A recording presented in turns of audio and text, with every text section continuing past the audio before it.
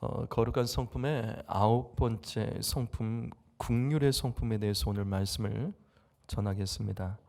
이 긍휼은 성경의 원어로 보게 되면 자비를 베푸는 것이라는 뜻으로 되어 있습니다. 이것은 도움이 필요한 사람에게 사랑을 실천하는 성품입니다. 이러한 긍휼은 하나님께서 이 땅 가운데 일하시는 모습 중에 하나입니다. 느헤미야 9장 31절 말씀 보실까요? 자, 여기 있는 이 말씀 한번 읽어봅니다. 읽습니다. 시작.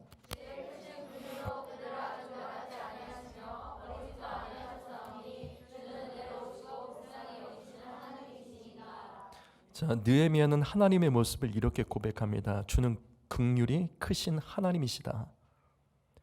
그래서 멸망할 수밖에 없는 자도 아주 멸하지 않고 잠시 참아주신 하나님, 상한 갈대도 꺾지 않으시고 꺼져가는 불씨도 끄지 않으시는 은혜와 긍휼을 베풀어 주시는 하나님. 성경은 하나님이 긍휼이 많으신 것을 고백합니다. 여러분, 이와 같은 주님의 이 긍휼의 성품 때문에 우리가 현재 이 자리에 있는 겁니다. 우리는 지금 당장이라도 우리의 죄에 대해서 심판과 징계를 받아도 할 말이 없죠. 그런데 하나님께서 미뤄주고 계십니다. 회개할 시간과 기회를 주님께서 주고 계십니다. 그것이 하나님의 긍휼의 성품입니다. 이같이 하나님은 저와 여러분도 하나님께 받은 이 긍휼대로 다시 이 땅 가운데 긍휼을 베풀기를 원하십니다. 주님의 긍휼의 마음을 하나님 우리가 닮아가기 원하십니다. 자, 그렇다면 오늘은 이 긍휼에 대해서 첫 번째 내용을 함께 나눌 겁니다. 긍휼의 성품의 기본은 다른 사람을 불쌍히 여기는 겁니다. 자, 다시요. 긍휼은 다른 사람을 불쌍히 여기는 겁니다. 여기 출애굽기 2장 6절을 보시면 아기를 보니 아기가 우는지라 그가 그를 불쌍히 여겨 이르되 이는 히브리 사람의 아기로다. 성도 여러분, 도움이 필요한 사람을 불쌍히 여길 줄 알아야 됩니다. 그런데 이걸 당연하게 여기지는 마십시오. 맞지, 그렇게 살아야지. 근데 이게 쉬운 것이 아닙니다.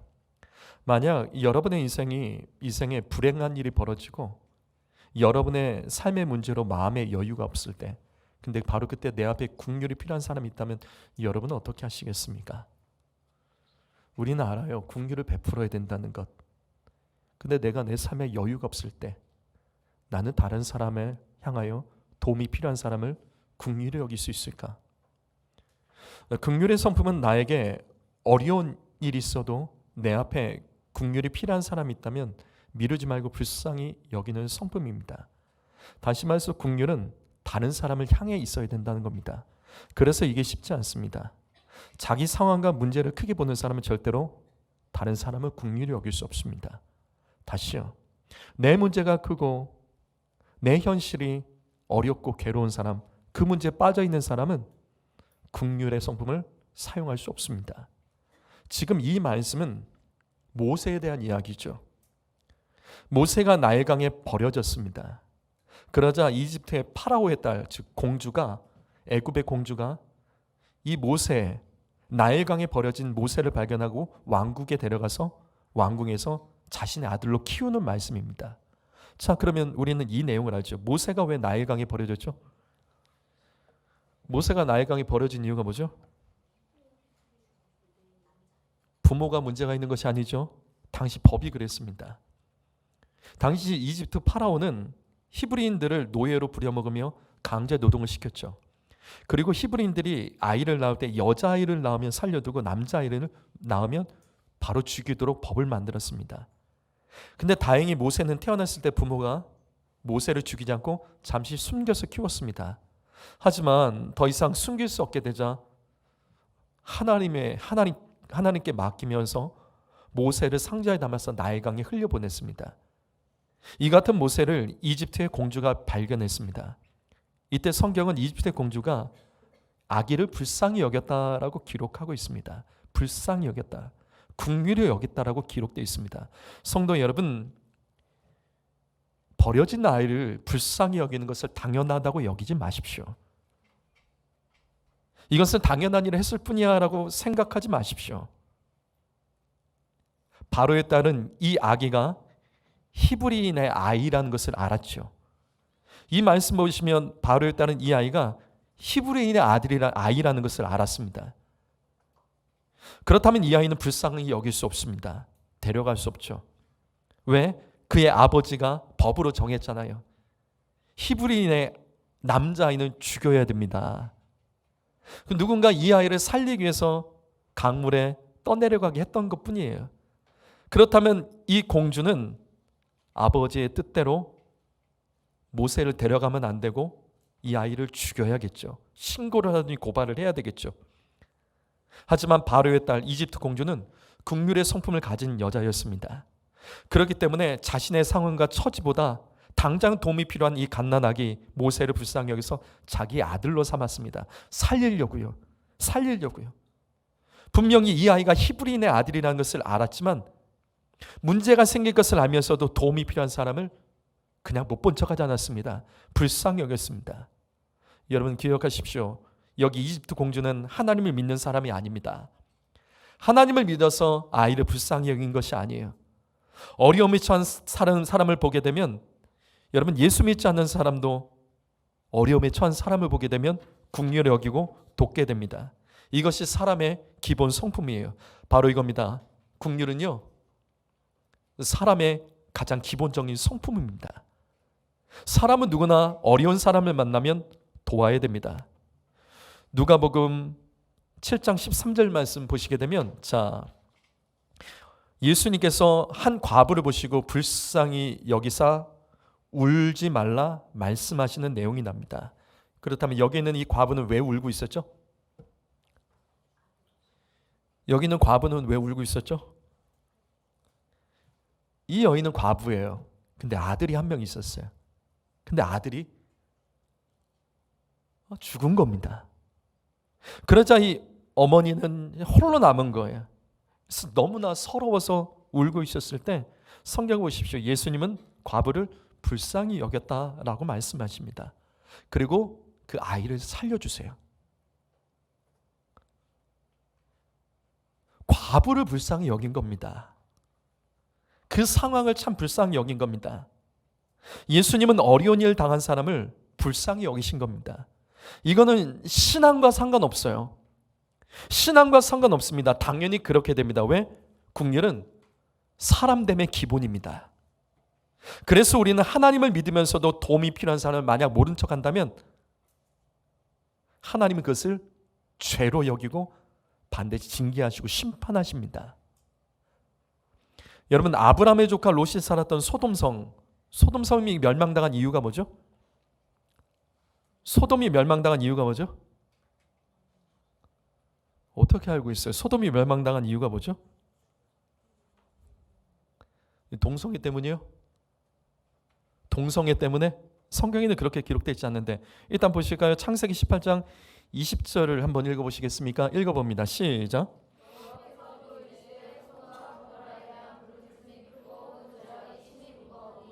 자, 소돔성이 멸망한 이유가 뭐죠? 하나님 심판하신 이유, 죄악 때문이죠. 그런데 여기 부르짖음이 크다라는 구절이 나옵니다. 여기 부르짖음은 어떤 걸 말하는 거죠? 부르짖음은 뭐죠? 자, 여기 부르짖음은 뭐예요? 누가 기도한 거예요? 소돔성에서 누가 믿는 사람이 부르짖어 기도한 겁니까? 아니에요. 이게 아닙니다. 여기 부르짖음은 이 성 안에 괴로워하며 원통하며 울부짖는 사람들이 있었다는 거예요. 그럼 더 구체적으로 어떤 사람이 소돔성에서 부르짖었을까? 울부짖었을까? 여기 부르짖음은 울부짖다는 뜻이에요. 이것이 에스겔서의 말씀에 나와 있습니다. 에스겔서 말씀에 나와 있어요. 자, 바로 이겁니다. 에스겔서 16장 49절 읽어봅니다. 시작.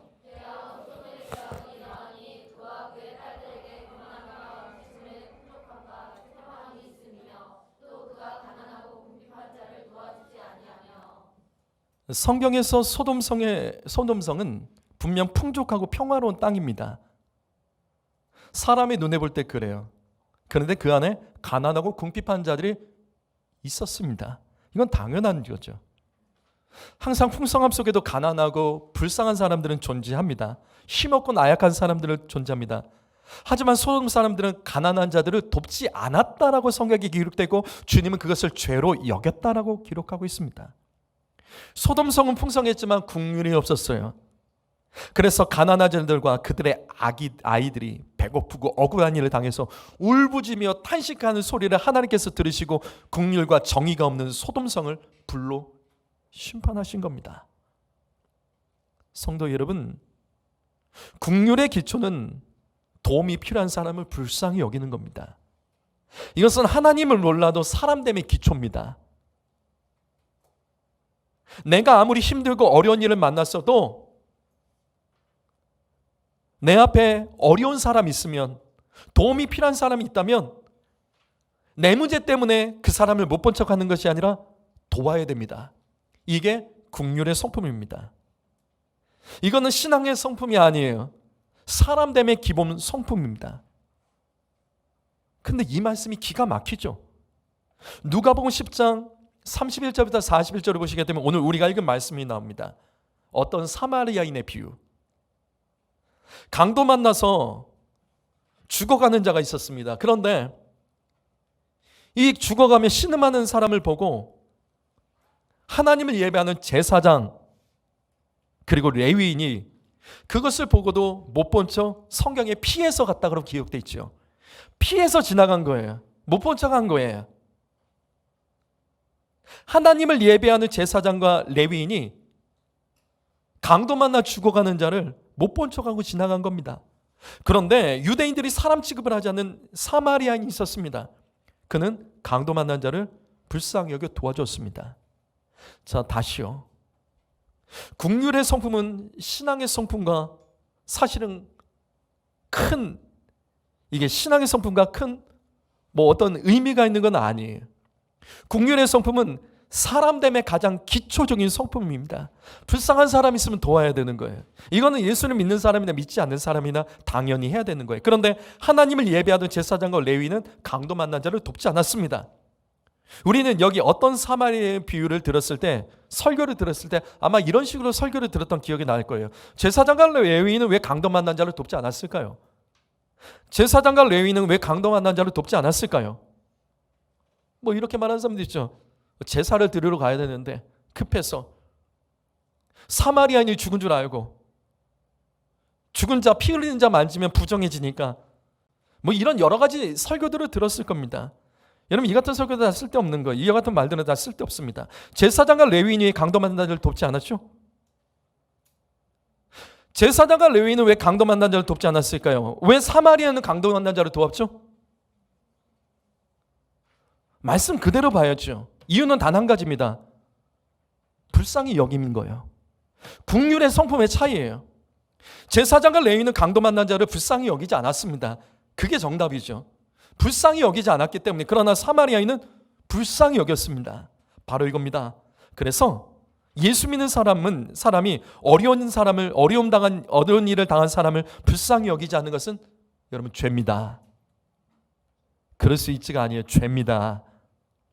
왜냐하면 예수 믿지 않고 하나님을 몰라도 모세를 불쌍히 여긴 이 애굽의 공주처럼, 죽은 과부의 아들 때문에 울고 있는 이 과부를 불쌍히 여겼던 예수님처럼, 강도 만난 자를 불쌍히 여겼던 사마리아인처럼 다른 사람을 불쌍히 여기는 것은 사람됨의 기본입니다. 예수 믿는 사람은 하나님을 모르는 사람보다 윤리와 도덕적으로 더 높은 차원에 서 있어야 된다고요. 그래서 어려운 일 당한 사람을 불쌍히 여기지 않는 것은 그냥 그럴 수 있지가 아니라 이거는 죄입니다. 그래서 우리 교회는 기도하는 거죠. 낙태는 죄입니다. 낙태당하는 새 생명을 불쌍히 여기지 않는 것은 죄입니다. 낙태는 죄라고 말하지 않는 것은 죄입니다. 태아는 이미 수정되는 순간부터 사람입니다. 생명이 있다고요. 그래서 우리나라 민법에는 아직 태어나지 않아도 아이가 뱃속에 있으면 그 아이에게 유산의 상속권이 있다는 거예요. 뱃속에 있어도 상속권이 있습니다. 그런데 헌법재판소에서 낙태를 허용하도록 법을 바꾸라는 겁니다. 생명이 있어도 태어나기 전에는 사람이 아니라는 거예요. 그래서 예수 믿는 사람들은 낙태를 반대해야 됩니다. 도움이 필요한 자를 살려야 된다고요. 그런데 예수 믿는 사람 중에 낙태를 찬성하는 성도들이 있습니다. 어떤 사마리아인의 비유처럼 낙태를 죽어가는 생명을 못 본 척하고 침묵하는 교회 제사장과 레위인들이 우리 주변에 있습니다. 다시요, 어려움에 처해 사람을 불쌍히 여기지 않는 것은 죄입니다.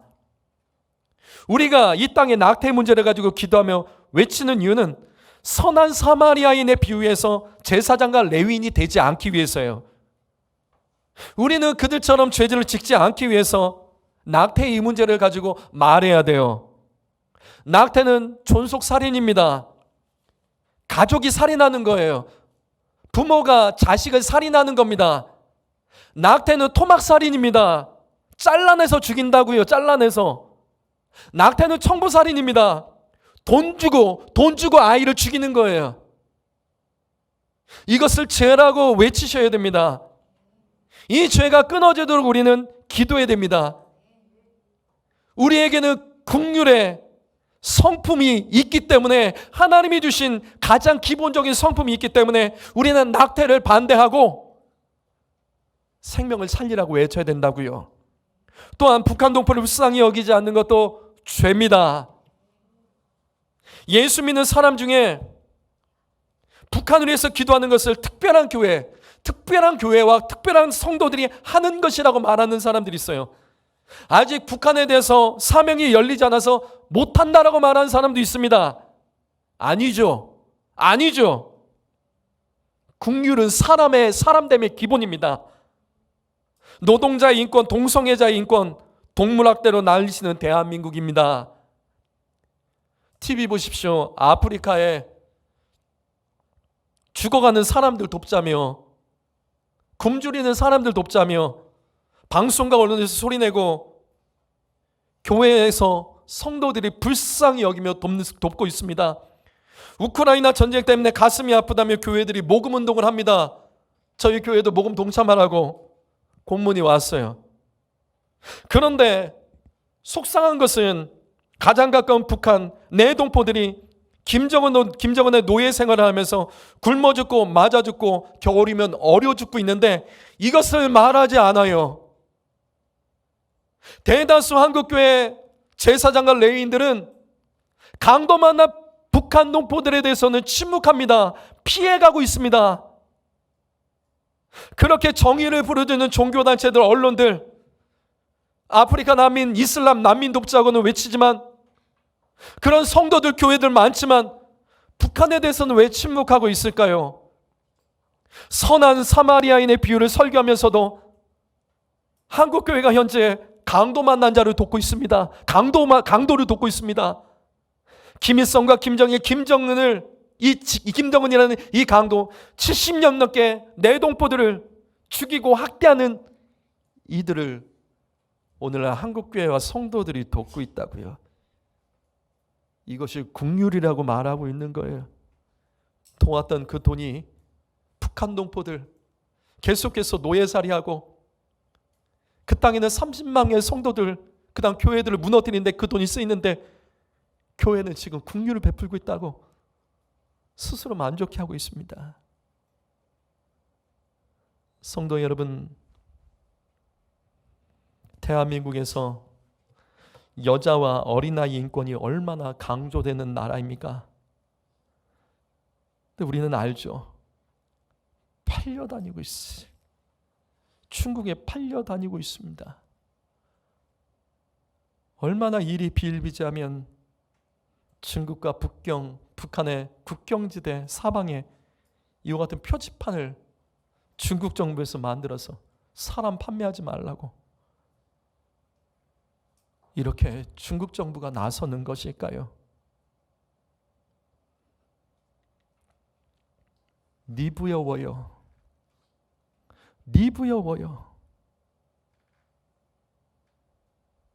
중국말이에요. 중국말입니다. 팔려간 우리 동포들, 그 여성들이 중국 남자에게 강제 결혼해서 팔려간 거예요. 돈으로 샀으니까 이건 내 소유 물건이에요. 그래서 하는 거예요. 북한 여성을 성적으로 학대하고 마음에 들지 않으면 내가 샀으니까 다른 사람한테 또 주는 거예요. 돈을 주고 돈을 받고 이 여성을 팔고 동포들을 팔고 서로 돌아가며 너 가져. 네 부여워요. 지금 우리 북한에 인신매매된 여성들이 지금 이 고통을 당하고 있고 방송에서 이걸 말하고 있잖아요. 근데 왜 대한민국은 일어서지 않는 것일까요? 교회는 왜 일어서지 않는 것일까요? 성도 여러분, 어려움 당한 사람을 불쌍히 여길 줄 알아야 됩니다. 이것은 예수 믿지 않는 사람들도 하는 일입니다. 낙태에 대해서 침묵하고 북한 동포들을 불쌍히 여기지 않고 침묵하는 것은 그래서 죄입니다. 내 문제 때문에 이들을 도와야 되는 그 사명을 미루고 있는 게 그게 죄입니다. 다시요, 제사장과 레위인은 왜 강도 만난 자를 피해갔을까요? 물어보시면 다 사정이 있을 거예요. 제사장과 레위인에게 물어보면 다 사정이 있을 거예요. 이유가 분명히 있을 거예요. 근데 그게 아니라고요. 국률의 성품은 예수 믿지 않는 자도 가지고 있는 가장 기본된 인간의 기본적인 성품입니다. 사랑하는 성도 여러분, 우리가 예수 그리스도의 십자가의 은혜를 받아서 구원받고 살고 있다면 나 역시 다른 사람에게 긍휼을 베푸는 것은 당연한 것입니다. 마태복음 18장 24절에서 30절 말씀 보시게 되면 용서함 받은 빛을 탕감받은 종의 비유가 납니다. 어느 한 종이 있어서 1만 달란트의 빚을 졌습니다. 한 달란트가 금이 34kg예요. 1만 달란트면 그럼 얼마라는 거예요? 계산이 안 돼요. 계산하려다가 제가 포기했습니다. 계산이 안 되는 숫자예요. 그런데 주인이 갚을 능력이 없는 종을 불쌍히 여기서 빚을 탕감해 줬습니다. 여기서 주인은 하나님이시죠. 하나님은 긍휼이 많으십니다. 이렇게 1만 달란트의 빚을 탕감받게 된 이 종은 기뻐서 길을 지나가다가 근데 갑자기 기분 나빠지는 일이 벌어졌습니다. 내가 전에 100데나리온을 빌려준 사람을 만난 거예요. 100데나리온, 1데나리온은 노동자의 하루 일당이에요. 그렇다면 100데나리온은 우리나라 돈으로, 현재의 돈으로 계산한다면 그래 약 1천만 원 정도라고 하죠. 약 1천만 원 정도입니다. 1만 달란트 빚을 탕감받은 종은 자신에게 100데나리온을 갚지 않은 동료를 결국 고발해서 감옥에 가둬버립니다. 조금만 봐달라고, 조금만 시간을 달라고, 불쌍히 여겨달라고 외치는 자신의 동료를 100데나리온 안 갚았다고 감옥에 가둬버리는 거예요. 성도 여러분, 다시 반복합니다. 긍휼의 성품은 예수 믿지 않는 사람들도 가지고 있는 가장 기본적인 사람의 성품입니다. 그래서 예수 믿는 사람이 긍휼의 성품이었으면 하나님께서 반드시 그것을 죄로 여기고 그 사람의 그 죄를 물으십니다. 그렇다면 이 말씀에서 불쌍히 여김을 받고도 100데나리온 빚진 자를 불쌍히 여기지 못했던 이 종은 어떻게 됐을까? 이어지는 마태복음 18장 33절과 34절 말씀에 이렇게 기록되어 있습니다. 읽어보십니다. 읽어보겠습니다. 시작.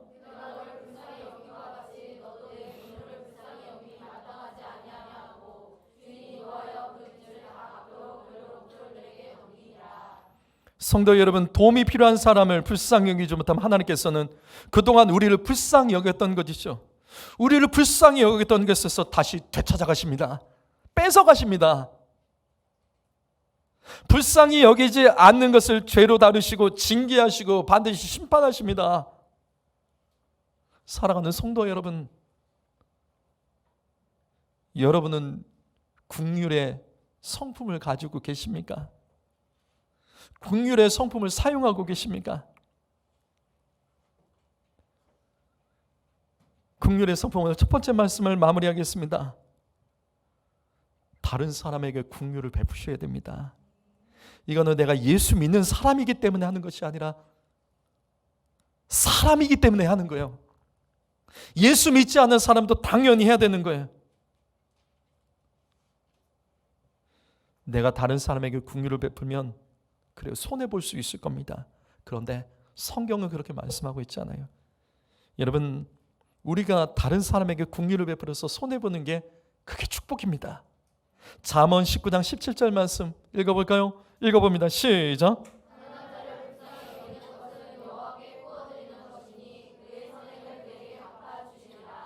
이 말씀 이해가 되세요?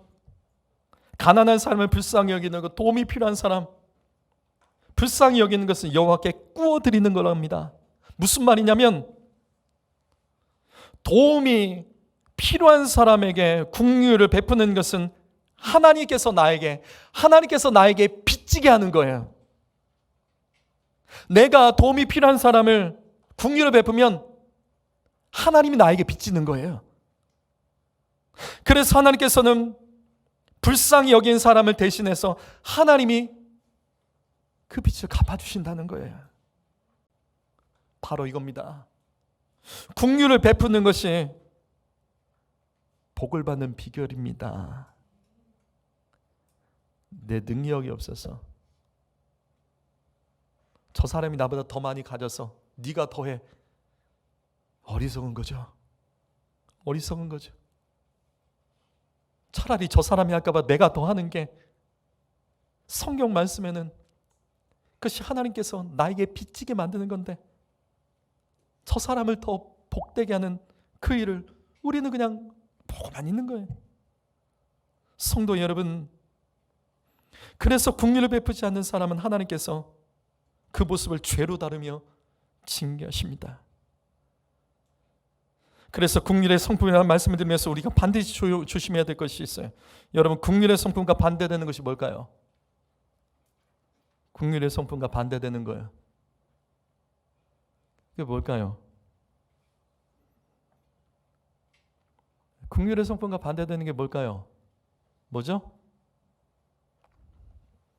그게 자기 연민입니다. 자기 연민이 뭐냐면 이 사전에도 나와 있어요. 자기를 불쌍히 여기는 게 자기 연민이에요. 긍휼은 뭐예요? 다른 사람을 불쌍히 여기는 거예요.